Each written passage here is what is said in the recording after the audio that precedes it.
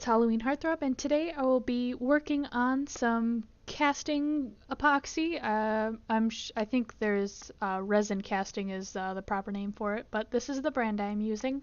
I found it online, and you can also find it in stores. This is a little pumpkin mold I found from Walmart in the Halloween section. Now I've never done this before. Oh, here's a little skeleton one that's a little bit more rubbery. I think they're ice cube trays. But I've never done this before, so I'll be doing this with you, and I'm sure there's plenty of other people like Nerdy Crafter who can tell you how to use resin a little bit better, so it's like a learning process for me.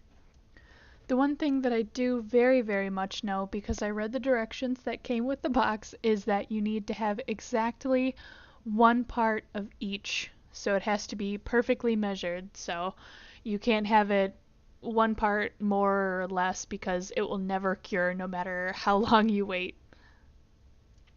Alright, now moving on really quickly to some stickers. These are paper stickers, so you're going to need to cover them in Mod Podge or some sort of sealant to make sure that the resin doesn't seep through and eat away at the stickers. So I'm going to go ahead and do that, and you'll need about 2 or 3 layers on each side, so front and back.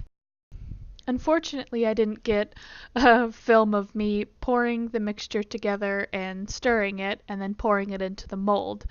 But basically, you'll do exactly that. Pour your 2 separate cups into one container, stir them up nicely, and then you'll pour them into your mold. Now, if you want to put anything in your molds, you'll need to make sure that your resin mixture is tacky. So you'll need to wait a little bit, make sure that it's cured just a little bit so you can put stuff in.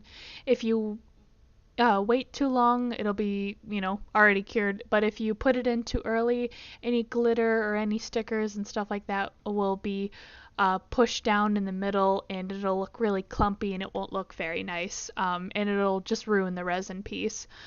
So you're going to want to wait till it's tacky. If you have like a toothpick or a little stirring stick or whatever, you'll want to touch it gently to see if it pulls up with it like honey or something like that. Something a little that looks sticky. Alright, now that we let that sit, I'm going to start on the second project, which is making a little charm out of polymer clay. So to make this, you'll need some clay of your choice, like color of your choice, and some sculpting tools. You don't have to have too many. Honestly, for this project, you could really just use a toothpick if you wanted. But I'm going to be making a little pumpkin. Now for this little pumpkin, I want to make it into a necklace charm, so I'm going to take, I believe this is 20 gauge wire, and just cutting it down a little bit to make an eye pin. And you don't have to buy the eye pins. I personally just make my own.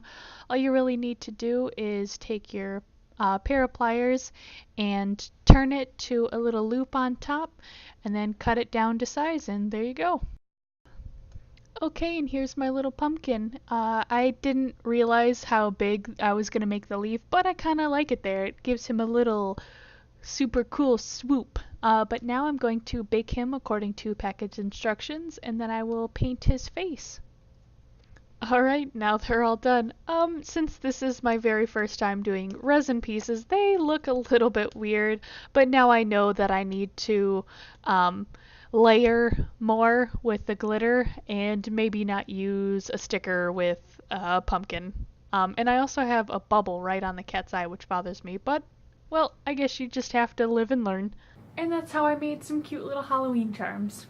Now, time to end the video with the same, of course, 2 things. You already know what they are.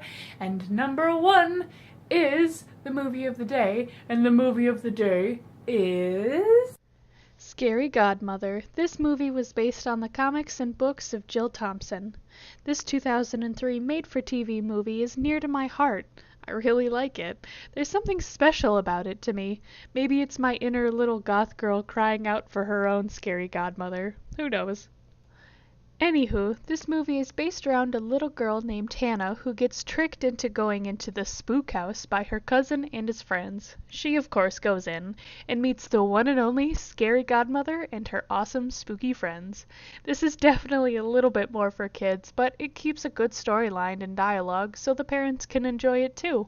I definitely recommend this movie. Now it comes to number 2. So number 2 is opening up number 12, which is weird because we're going in numbers. Anyways, time to open up the door. And we got candy, of course, and we got more of this green goo. I'm not going to open it because I already know what it feels like, and it feels weird. So, while I go eat my candy, you guys should like, share, and subscribe, and I will see you tomorrow for another spooky video. Bye!